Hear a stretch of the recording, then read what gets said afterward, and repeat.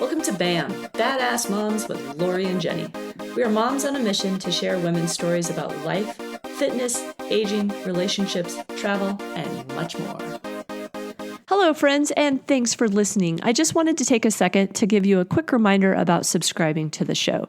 If you have not already, just take a moment and do so. This will make sure that you never miss a daily bite or an upcoming episode.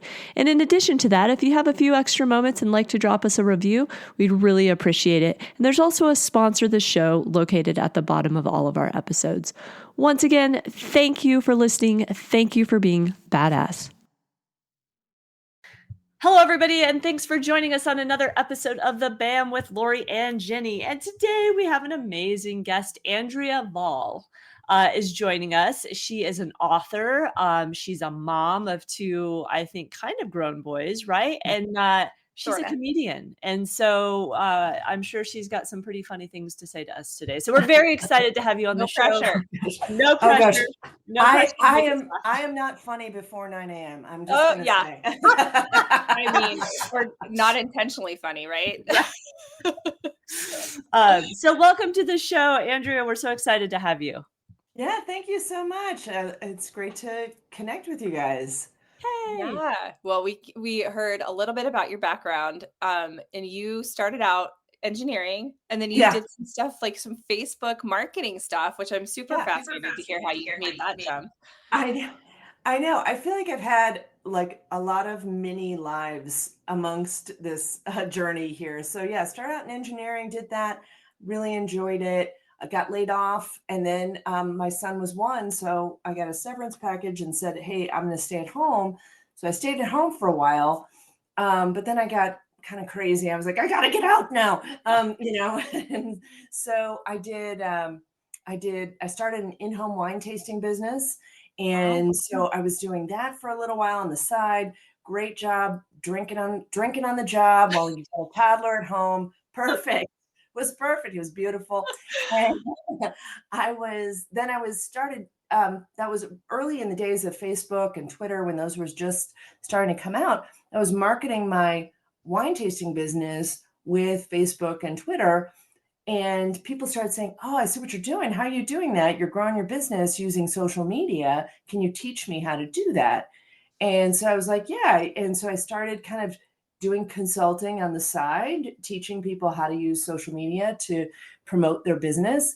And it kind of just grew from there. I started a blog, and I did it using a character named Grandma Mary's Social Media Edutainer. My blog grew like kind of crazily. I wasn't expecting that. I was kind of doing that on the side. And that's what led to the book deal. So I got the book deal to write Facebook Marketing All-in-One for Dummies.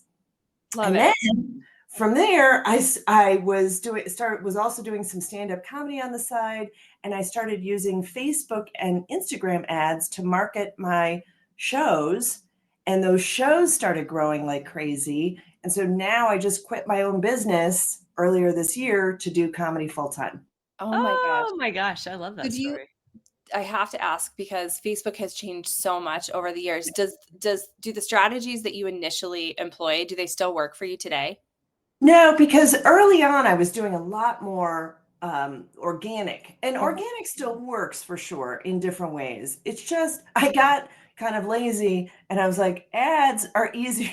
Ads to me feel easier and more trackable. So I really pivoted mostly into just teaching about how to run ad campaigns for businesses. Got it. It's just, it's a matter of if you got time or money, Right. Yeah. Organic takes a lot of time. Just like life. Yeah. And ads are just really focused. You can just, and for sure you need a little bit of both to connect with people organically, but ads are just really quick and to the point. Yeah. Get done. So Andrea, I want to go back because I like the funny. I'm all about the funny. So I want to know. Lori needs it. Yeah. I want to know how you got into comedy, where that started. I mean, I'm guessing like from being a child, that's where you started to kind of realize that you maybe either liked the attention or you were just really good at making people laugh. Yeah, pretty much. I always wanted to be Carol Burnett. That was my fantasy. I just wanted to be Carol Burnett. And I was voted class clown. Perfect. And so I just was always trying to make people laugh. It was my favorite thing. And I wanted to go into drama. I wanted to do that in college. My dad's like, nope. I was like, yeah, I get it, and so I went into engineering, which same thing. But if you were a manager, there's plenty of drama. I know. Yeah. But no, I did also like math. So that was kind of a weird dual brain thing. But and I just always loved comedy. And when I started really doing comedy, I don't know, it was before kids. I did improv comedy for a while on the side. I was doing a couple of shows a weekend in Denver, in the Denver area. That was super fun. Improv was just goofy and crazy, and loved it. And I was like, oh, I'm never going to do stand-up. That seems hard. And then I took a class and I was like, oh, that's super fun. I love it. Easier or harder than improv? They're two very different things. The thing I like about improv is you're in a group, and I did short form improv, and it was like, so if things weren't going right, you always knew this game's going to be over pretty soon. Whereas if you're bombing on stage, you're like, I got 10 more minutes of this, But so it's two very different skill sets. Comedy is all about really precise writing, the crafting the joke. You've got to have a really great wordplay with that. Whereas improv is kind of just really spontaneous. You kind of just got to be free form and really open to getting a little bit nutty. Whereas stand-up can be there's lots of ranges for that. You can be very deadpan. You can be silly and crazy and have a lot of energy and be very physical, or you can just be, kind of delivering one-liners and things like that. So, and there's different forms of improv too, long form and short form, but it's all really fun and fascinating. And I just love it. I've been having a blast. We've been traveling all over the country with our shows. Did you just go to Alaska?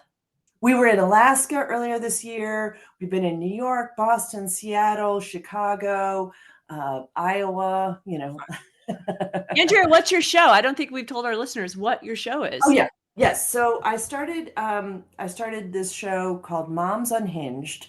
It is all mom comedians, and it's a huge underserved market out there. There's a lot of shows with a lot of guy comedians. There's hardly any shows with all female comedians. There's some for sure. And we're just finding that we're selling out these shows because there's such a need for it. It's a girls' night out, moms come together, even, women and even men come to our shows too. They're scared, but they come. Yeah. I love it. Well, being a mom, we know there's no lack of material. I think you had said something like having two sons. So you have two sons now, 19 and 22, and we'll talk about them more here in a bit. But they just constantly provide you material. Oh yeah, actually, I find that some of my comedic material and comedic relief has left the building because my kids are both we get funny texts and stuff, but it's not the day-to-day. Yeah. Little things that you're like, seriously, that just happened? I know. What? Yeah, I know for sure. It is, it's a risk in what I'm doing. I've got to text him. What's going on over there? Give me something. I know. I do have a question that is actually about, I just am fascinated with people, most people are afraid of rejection, and public speaking is number one. Death is number two, right? Yeah. So to go on stage and I'm sure not every show has been phenomenal, right? So tell us about a time where you felt like you bombed, and how did that, how'd you handle it? How did it feel? It feels so horrible. It is so awful. It is the worst. So I'll talk about, I bombed many times, but it's just a necessary part. It's just sometimes the audience isn't there for you. You're not. And that is kind of the nice thing about the shows we're doing. typically the mom audiences are there that, you know, they get us already, but sometimes you're in a space where they're just not with you. So I was in Wichita, Kansas at I was participating in this thing called the World Series of Comedy and was doing a show there. And I just totally bombed. And it feels, I was only up there for like 7 minutes, I think. It feels like 45. Yeah. It's just the worst. The audience is dead silent, and you're like, okay. You're like, oh, you didn't like that one. You're not going to like the next one either. Right, You know, right. You know it's coming. You know it's not going to go well, and you just have to keep going. And it's awful. It is just the worst. So, you know, it was a late night show. They were all drunk.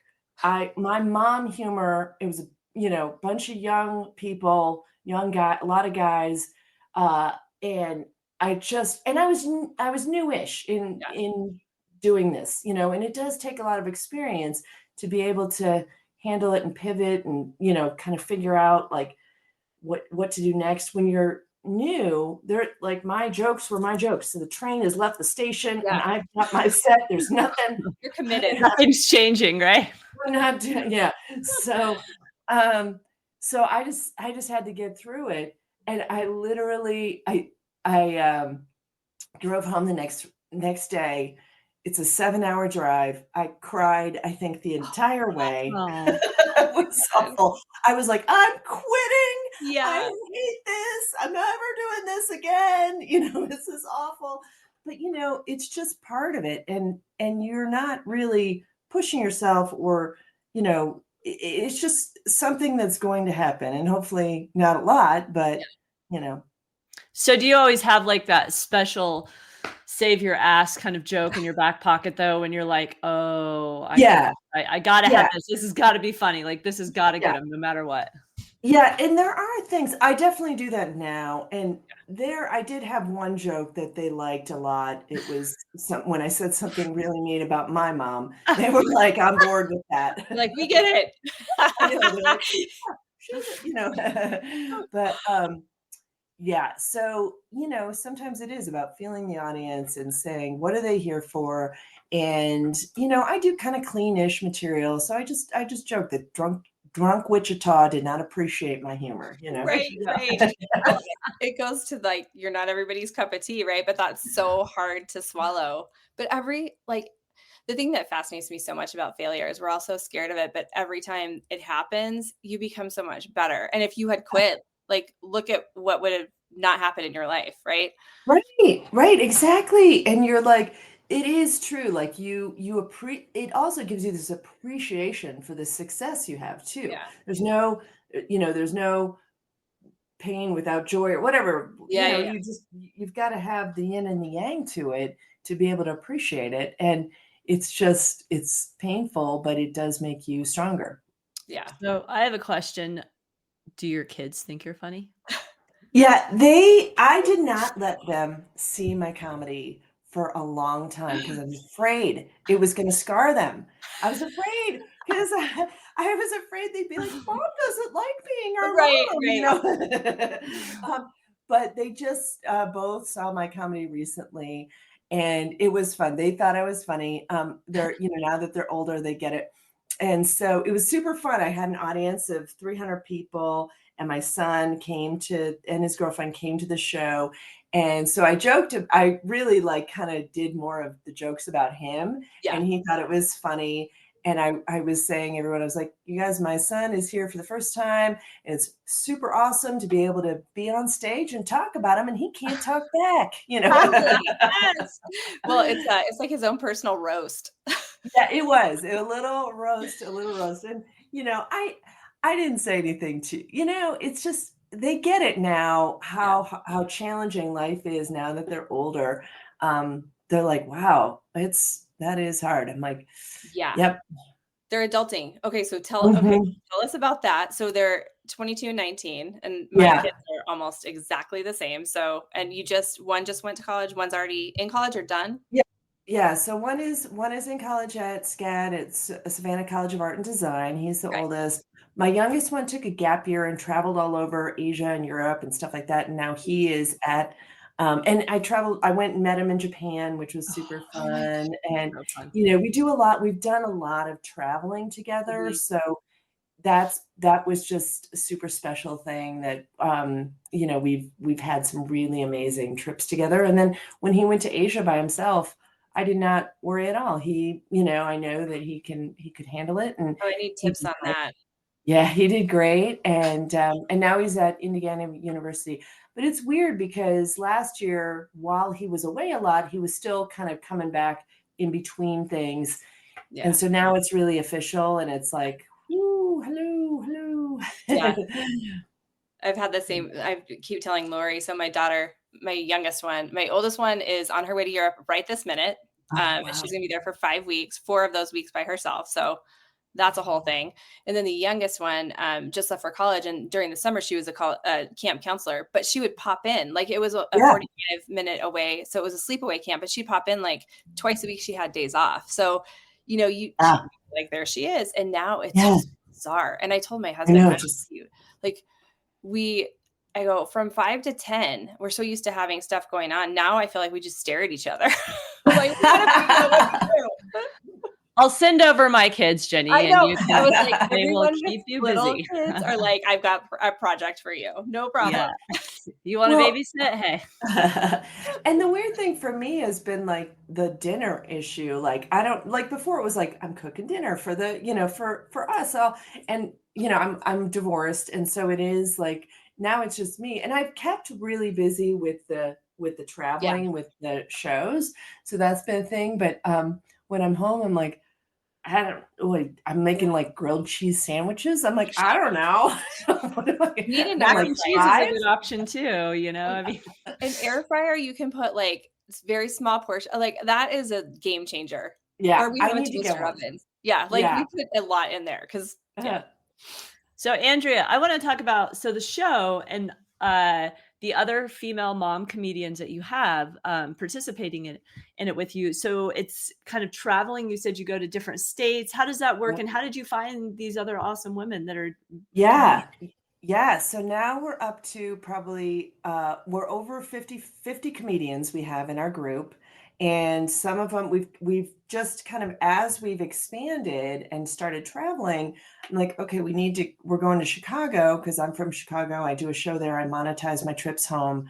So I know. So I was like, okay, we can't fly all 4 comedians out there. Let's see who we can find. That's comedians that are there. We found a great pocket of comedians in Chicago. Same thing for Seattle. We went out to, as we're going, we're searching and finding great comedians. And then we're, kind of starting up these areas and trying to do more and more shows like in Seattle where we've got comedians or in Atlanta where we've got comedians. And so, it's kind of been this organic thing where sometimes we're seeking the comedians if we are doing a show there. Other times comedians are being referred to us and finding us.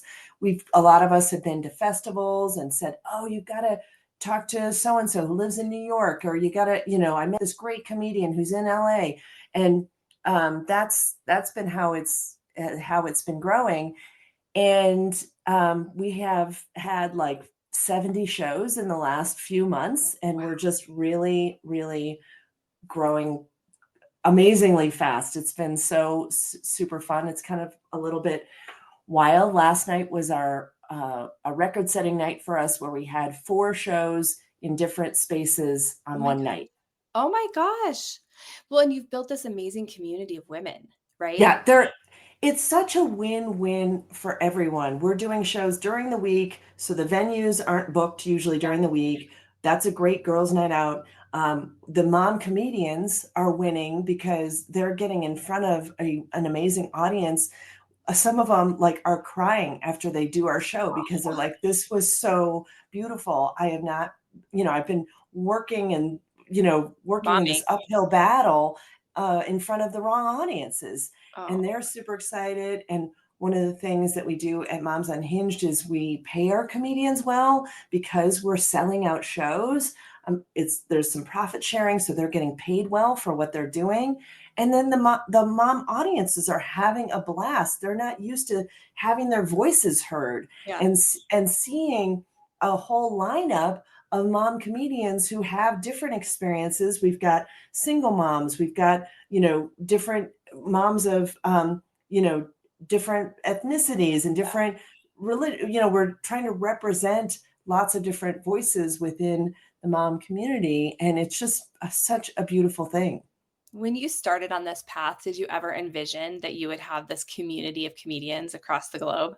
No, I really didn't. I thought, I was like, we started before the pandemic, just doing a few shows a year. I was like, oh, this is fun. Yeah. And my kids were still, younger, and like 7 years ago. And I was like, and like, hey, this is fun. Oh, we keep selling out. Isn't that fun?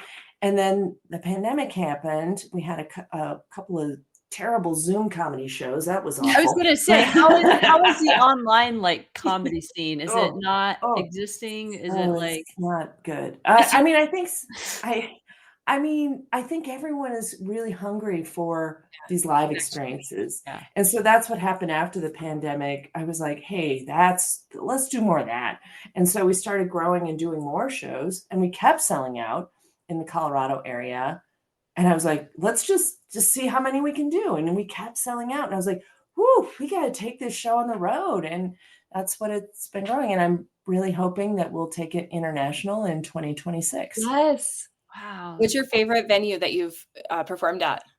Oh my gosh, there are so many great venues. We're really doing a lot of theaters, and a lot of them are like older theaters in small towns that are, again, totally underserved markets, because they don't, a lot of comedy shows aren't stopping there at these small spaces, but they've got these beautiful old theaters that are incredible.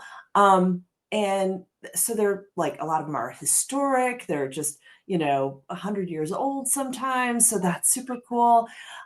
We had one of our best shows in this town called Renton, Washington. The audience just was so hot, and we were all backstage going, what's going on out there? Because they were just like laughing. They gave us a standing ovation at the end. It was like, what? It was like 300 sold out.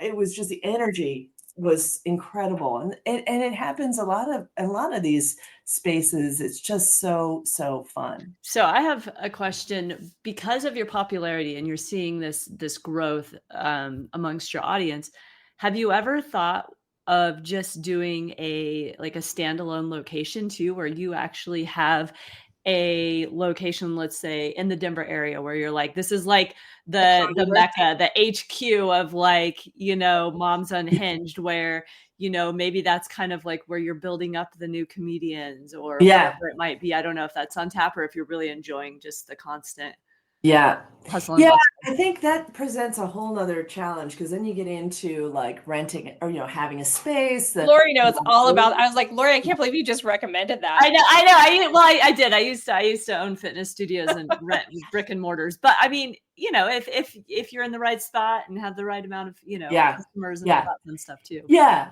I mean, possibly, but we're really doing well with partnering with these spaces, and then we can rotate through, and we're sort of doing that in the Colorado area, where we're building up comedians, because that is something that we are going to need to do as we grow. We're going to need more comedians. So we're, for some of these comedians who are new, we're, doing like little workshop, like feedback workshops, and we are kind of like working on little writing times and stuff like that, so people can really hone their craft and get better, and be able to move to the next level of doing feature spots or headlining and stuff. So speaking of that, how did you take classes? Like, you were naturally funny, but going, and you were in front of people when you were doing your Facebook marketing, like training and teaching and consulting, but how did you take comedy classes? How did you kind of hone your craft?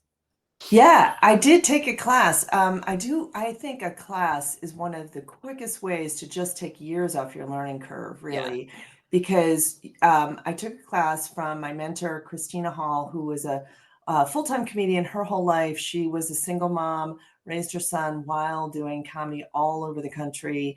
And then she was teaching, and she was really focused on tight writing. And so I really learned how to write and craft a joke from her so well. So I was taking her classes, and then at the end of the little session of classes, we would have this workshop show where we would invite our friends, and it was fun performance and, warm audience too. It's your friends who want you to succeed. And so that was a great experience. I took the class thinking it was going to help me. I initially thought, hey, I'll take it because I was doing speaking for my marketing. Yeah. I was like, oh, I'll take this class and then I'll learn how to write some jokes to put into my Facebook speeches. Yeah. Well, I ended up writing comedy about my midlife crisis and my failings as a mother, which didn't fit into my speaking. So that's where I really fell in love with it. And I was like, oh, I want to keep doing this. So do you feel like you still teach? Yeah, she does. She hasn't been teaching quite as much. So she was doing workshop shows. She's actually on our Moms Unhinged shows too. So she headlines and does that occasionally. So it's super, super fun and to have her there too. Do you feel like it's almost a form of therapy for yourself also? Oh, yeah. It really is. I think comedy is so healing. Yeah. It really is, because it allows you to look at your little traumas through the lens of what is funny about this. Mm-hmm. And it's kind of scary to share it. I remember one of my first sets, I was terrified to say, I'm worried that I'm a terrible mother. Yeah. And I was like scared to say that on stage and have anyone think that or even name it out loud. And now I feel like it's just been so healing to see how universal these experiences are and realize I am not alone in some of the times that I've, yelled at my kids or really lost my mind. And that's the whole Moms Unhinged kind of thing, because it's a hard job. And so it's fun to be able to laugh together and really have that community and not feel so isolated in this experience. And if you're not vulnerable, then it's not going to work, right? Right. Which is hard, especially in a bunch of people. Yeah. It's hard to say some of these things on stage, but then people come up and they're like, oh my God, I'm so glad you said that. That's exactly how I feel. So it's kind of back to the question Jenny had asked too about, you taking a comedy class and kind of, honing in on your skills. Do you think that there are some people that are just naturally funny? And then there's obviously the people that if they work at it, they can be funny. But do you think some people they're just funny? Yeah, it's weird because sometimes I'll look at some of the comedians and I'm like, what are they even saying up there? They're just like, and they're killing, they're just like, they're just saying, I'm like, they're just saying nothing. And people are on the floor laughing. And other people, I think it is kind of weird how that can happen. But, I think anyone can work it and, be funny with the right writing and the right practice at it. I think we all have that ability, I think. My husband's naturally funny. Lori, I had to recently tell him. So he's funny and he's always like cracking jokes and stuff like that. And he always has said he's going to do a little comedy show. But I had to tell him the other night, I'm like, it's not always the Sean comedy hour. Like I'm not in the mood for that. It does not fly all the time. Tone it down. Stand down. Yeah, exactly. Like it's just a family dinner. That's it. Did your kids ever say that to you? Like, did you ever feel? No. We definitely, sometimes I do crack a joke that might be a little insensitive, and I do have to pull back a little bit, because sometimes humor can hurt sometimes because you're trying to, it can be a little bit, it can be a little bit cutting. It could be, you definitely need to be sensitive about it. And I think when you're making fun of something, I usually try and mostly make fun of myself. I think that it's always a safe one, right? That's like a win-win, right? Yeah. My kids are like, "Yep, you're pretty stupid, Mom." You're right. Okay. That's right. My kids, I still vividly remember this. And we would joke around, me and my girlfriends would be like, you guys are just assholes. Like we called the kids assholes, right? Yeah. And finally, my daughter, she was probably about 12. And she was like, again, teenage girls are a different story anyway. She's like, all you do is call us assholes. Like she was really upset. And I was like, oh my God, they actually think they're assholes. Like I need to stop, So, she's probably in therapy for it. I'm sure. I'm paying the bill. So. I know. That's the thing is I'm like, I don't know which time caused you therapy, but Absolutely. Oh my gosh. So when you're not on stage, so are you still doing anything with the marketing, like for Facebook? Have you stepped away from that? You said kind of completely now it's 100%. Yeah, I really did. I stepped away from it completely because I just was really excited about this. I had my business for 15 years and grew it successfully. And the thing that's interesting about how I was growing my business, I always kept it pretty small. It was pretty lean. I had like anywhere between 10 to 20 clients, and I could have gone big with a marketing agency or whatever, really gone out and hustled, but I never really wanted to. I was like, oh, it sounds hard. And now I want to grow this like really big. I'm super excited about it. I can see having employees, whereas before I was like, I don't want to, So you really can trust your gut a lot of times on where you want to go. And I loved the business I had. I loved my clients. So it was kind of hard to step away from it and kind of say goodbye to it. And I loved, I would go to conferences and see people and, got to speak all over the world too. I spoke in amazing places like Estonia and Malaysia, and that was super fun. But it just really felt like this is a time and serving such a need, and we're just having a blast. So I'm really excited to be doing this full time. Well, you said something about you feel like you've lived a bunch of like little lives within your life. But it's interesting. I think every single person we've talked to, it's been the same thing. It's like we think that, or it used to be that you had this one career and it was 20, 30, 40, whatever, however many years you retired, and that's not the case anymore. You've got people that started out in technical fields, moving into art field. It's following our joy and our curiosity has become more of a thing. Yeah, and people people think that it's a risky thing to make a big move, but like I was kind of growing it on the side while I was doing the other thing. And so when I had to make that leap, it's not like I all of a sudden said, hey, I'm going to be a comedian tomorrow. It was this growth and this like, testing of, can this be successful? And I do feel like the thing that's been really fun about this is it's combining so many of my skills because I'm using Facebook ads to fill these venues. Yeah. And I also grew this business, and I'm taking a very business approach to this comedy world where I'm like, okay, let's calculate the break even on how many seats I have to sell in this venue and realize that venue is going to be too expensive. And where are the risks, and really doing some calculations on what the cost or the cash flow is going to be like. And so, it's definitely, it's everything you've done in your past. And we've seen this, like Jenny said before, is prepared you for this very moment. It's like everything that you did as, this marketing guru has now just prepared you to absolutely rock what your true inner passion is, which is so incredible and amazing to hear. Did you feel like when you were a kid, because you've taken some pretty big chances and pretty big risks, right, with your own business and stuff like that. Would you consider yourself a risk taker? Like as a kid, were you a risk taker? Oh, for sure. Yeah.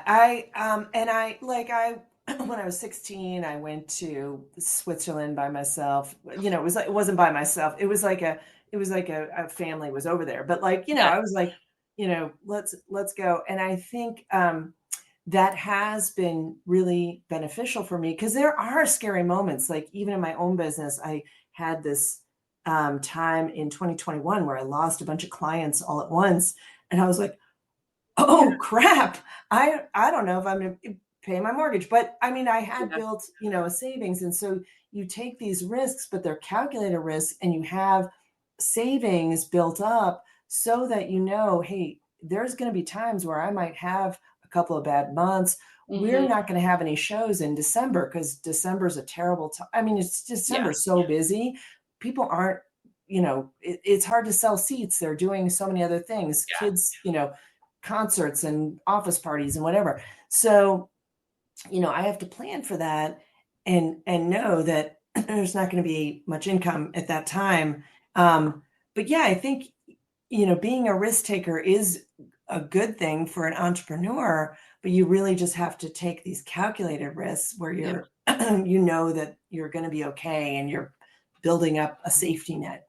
Yeah, for sure. So Andrea, I always love to throw this question out. I'm going to kind of throw two questions in one, and that is, what are you most proud of and what are you looking forward to? Yeah, I would say I am most proud of my boys. That's a mom answer for sure. I know, but I guess I'm really proud that I got to stay at home with them. I'm going to choke up. It is, I'm so happy that I was able to make that work, because that time is so precious, and to be able to be around for those moments and also have them see me build a business and still stay home. And they now, at the time it was hard because sometimes they're like, Mommy, play with us. And I'm like, in a minute, I'm tweeting, like not twerking, but tweeting. I know, right? But now they get it.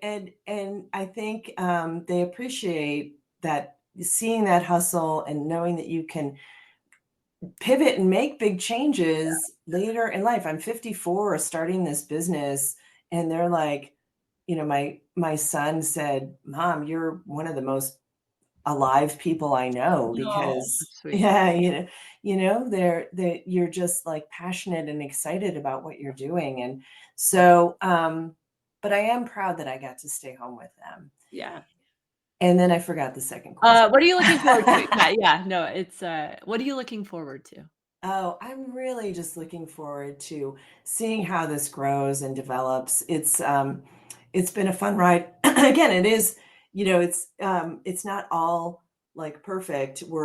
There's still some sites where we're not selling tickets, and I'm like, oh, that's interesting. Maybe Phoenix isn't our market, or maybe I'm choosing the wrong, whatever.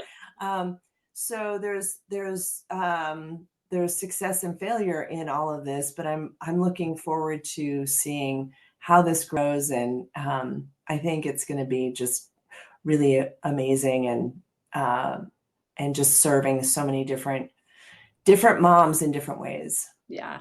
So can you tell our listeners how to find out where your next show is, website, social media information? Yeah. So you can go to momsunhinged.com, and we have a tab there that's all of our shows, and you can sort by state. We're not in every state yet, obviously.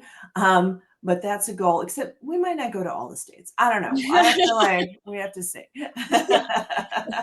But yeah, you can sort by state, or you can sign up there to get alerts. We, send out occasional newsletters about when we're doing shows where, and I think it's been fun because we see people referring their friends. But yeah, that's where they can find us. We're going to be getting up our more videos going there. And just so even if you can't go to a show, you can hopefully watch some funny videos. Yes. Love it. Well, thank you so much, Andrea. It was such a pleasure having you on the show. I can't wait to come and see Moms Unhinged. And it's just a pleasure, hearing about your journey, because I feel like it's so inspiring to know that anytime, at any age, you can pivot, and it can be this pivot yet, right? Yeah, exactly. It's so true. That's awesome. Yes. Thank you. Thank you. This was awesome. Thank you. Thank you. You guys are amazing. And thanks for what you're doing to shine a light on badass moms.